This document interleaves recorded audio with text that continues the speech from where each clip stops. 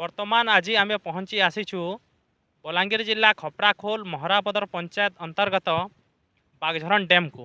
ଏହି ଡ୍ୟାମ୍କୁ ଦେଖିବାକୁ ଗଲେ ପାଣିର ବହୁତ ସୌନ୍ଦର୍ଯ୍ୟକରଣ ଏବଂ ବହୁତ ବଢ଼ିଆ ଲାଗୁଛି ଏବଂ ଏଠାରେ ଭୋଜି ଭାତ କରିବା ପାଇଁ ବହୁତ ଉପଯୋଗୀ ଏବଂ ଜାଗା ବହୁତ ବଢ଼ିଆ ଅଛି। ଏଠାରେ ପର୍ଯ୍ୟଟକଙ୍କ ବହୁତ ଭିଡ଼ ବି ଦେଖିବାକୁ ମିଳେ।